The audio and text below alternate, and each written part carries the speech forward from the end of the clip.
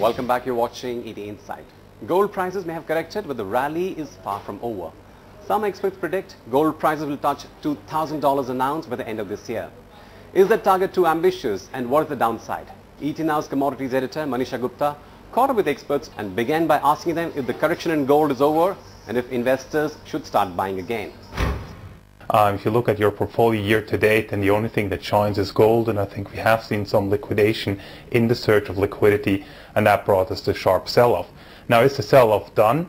I think yes. If you look at physical demand, it's kicking in, and I think this gives a good indication that probably prices should start to stabilize around the 200-day moving average. So yeah, gold is a buying opportunity right now. Marcus, gold is usually seen as a safe haven and the global situation is far from improving. Would you say in that sense that gold really hasn't come across as a safe haven? What you've seen in gold is a fall from peak to trough. At the worst point it was about 20%, from about 1921 all the way down to about $1,548, and since then gold has rallied back. That was a very unusual event in the history of the gold market. I think since 1970 there was a one-day fall of over 4%. Well, that's only happened about 65 times since 1970 in the history of the gold market. So it was quite a surprising fall in the gold price. However, when you compare with what happened in other asset classes around the world, notably equities in many countries and also other metals and commodities, gold performed relatively well. I think also the second thing to bear in mind is even at the low point of about 1550, gold was still up about 15% this year, year to date. That's very uncommon. Most other assets are now down on the year because of the effect of all the problems that we've had worldwide so far this year, most recently culminating in the Eurozone debt crisis. So I think one has to look at it in that context. Gold actually did hold up quite well in a circumstance where a lot of other asset classes were falling much further than gold did. The same question to you also, Dominic, because gold has been a safe haven commodity for a very long time, and would you say with the frequent or the current correction that we have seen in gold, it really hasn't stood up to its safe haven attribute? No, gold has not lost its safe haven status. If you really look back into the global financial crisis, then gold also did quite a fair bit. September, October 2008, gold dropped 25%. So such kind of drops are not unusual for gold. And if you still think about what we are all afraid of is actually excessive fiscal spending, high debt level, risk to the US dollar and to the European currencies, and obviously also the risk that all your money that you have in a fixed income investment is not getting adequately rewarded in terms of interest rate when you look at the loss in purchasing power. I think all these factors still call for further increase in gold demand, and that's why I would say gold has not lost its safe haven status, but people need to be aware it's not a bond where volatility is just around 4 or 5%. You know, going on from safe haven to commodity now, Marcus, how would you want to define gold after what we have seen gold do in this year?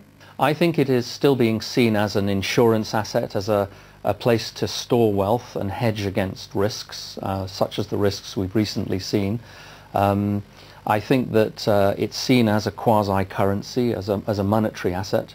And this is being reinforced by the fact that central banks are buying gold in these difficult financial times to underpin their reserve asset and currency management strategy. So investors look at that behavior and take note of that behavior.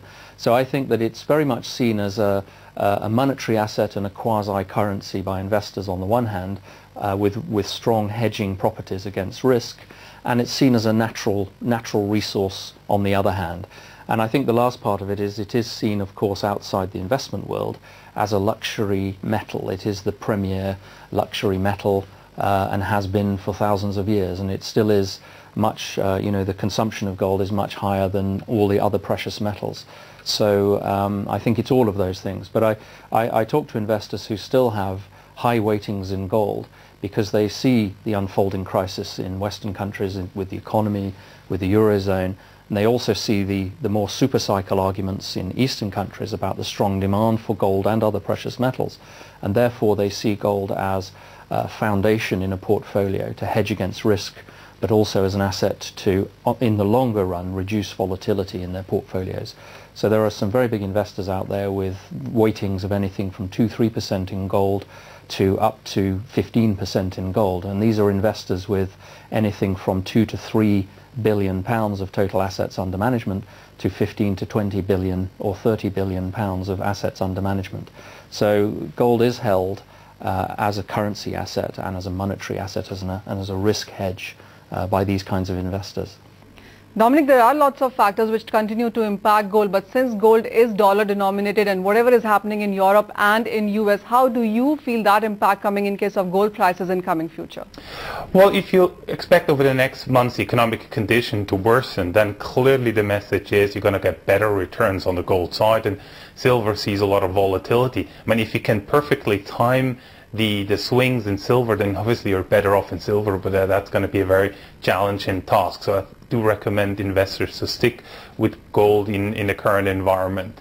Now, if you think about the alternatives, and I think at the moment platinum do offer a lot of value. It's trading below gold, and if you think about that, the platinum market is very small, has higher production costs, then I think it's a good opportunity to diversify actually away from gold into platinum. The discount will not last in the long run. Platinum will trade above gold, so right now definitely a good opportunity. Marcus, we have seen the gold investment demand continue higher than what it has been in sense of jewelry and physical buying. How much of an investment demand do you see continuing for 2011 and 12 as well? Remember, gold doesn't have a yield, so the way you can understand the value of gold or the fair value of it in a lot of ways is driven by the demand and supply.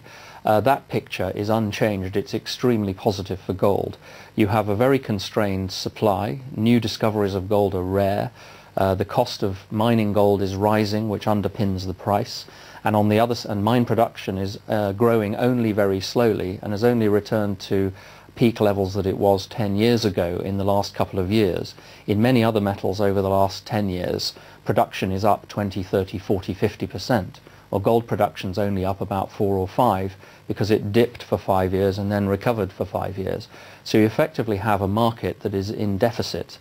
On the other side, you have very strong demand for gold. Obviously, in Western countries, we're seeing it in the form of gold ETFs, bars and coins in Europe because of the Eurozone debt crisis, and you're seeing very strong demand as wealth increases in India and China. And those two countries are now over 52% of annual jewelry and bar and coin demand on a global basis. So you're seeing gold being driven also by wealth accumulation in Asia. It isn't only an investment made by Western investors who are concerned about the economy and the financial markets. Where do you see demand coming in for gold prices now from these current levels? Is it physical, ETF, jewelry, paper gold, gold funds? Where do you see the demand really picking up now?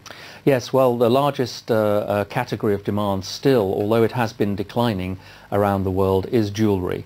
And what you've seen in jewelry is Western market demand has declined because people's incomes are under pressure. Luxury good purchasing is under pressure in a lot of Western countries. You've seen demand not only for gold but for some other metals and luxury goods be very static or decline. But at the same time, you've seen this phenomenal growth in India and China and also in other Far Eastern countries where economic growth is still at 5, 6, 7, 8%. So right now, jewelry still accounts for the majority of tonnage. It's about 54, 55% of annual demand is still jewelry. Then the second largest category is investment. But I think a lot of analysts often believe the ETF market is much larger than it is. ETF demand annually of the 4,000 tons is only about 8 or 9% of annual demand, and as a stock of gold, the whole amount of gold held in physical ETFs around the world is only about 2,200 tons. Well, the Indian market annually is 1,000 tons of demand, and most of that is jewelry. So you can see that jewelry is a lot bigger than the ETF demand. And the other fact is that bar and coin demand around the world is a lot bigger than ETF demand. So if you add up bar and coin purchasing in Europe, in North America with the Buffalo and Eagle coins, and the growing bar markets in India and China, and the market for panda coins, for example, in China, that's roughly 3 times the size of annual ETF demand.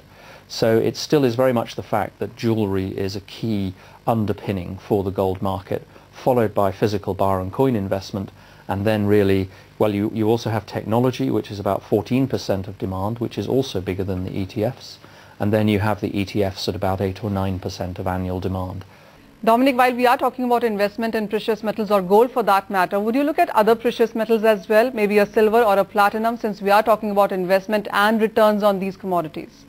Well, silver got really bad. If you look at how steeply the price came down, I think the true face of silver has been revealed by the current, drop in price. And if you think about the long-term implication, people will look at the gold-silver ratio, and which tells you if the economy goes into a very difficult situation, then the gold-silver ratio can easily reach 70. So I wouldn't touch it. There's still the potential to actually reach $20 an ounce. Marcus, what kind of a demand are you expecting from India, China, central banks? Because these three factors really have led to an increase in gold prices in 2011. This is a 4,000 ton market, of which 2,700 tons is mine production. The rest of demand is met through recycling. But of a 4,000 ton market, India alone is roughly 1,000 tons a year. So it's a quarter of global gold demand, and most of that is jewelry, not investment. And then in addition, you now have China as well. If you add China in as of the end of 2010 and for the first half of this year, India and China together are over 52% of annual demand for physical gold. Largely jewelry, but also with a growing amount of investment in bars and coins.